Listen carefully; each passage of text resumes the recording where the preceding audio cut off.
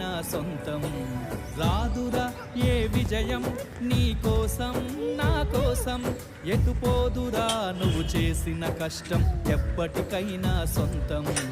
కాలంతో పయనించే వాడికి కానిది ఏముంది, సాధనతోనే సాధ్యమవ్వునని సదాశయంతో సాగర ముందుకు. రాదురా ఏ విజయం నీ కోసం నా కోసం, ఎటుపోదురా నువ్వు చేసిన కష్టం ఎప్పటికైనా సొంతం.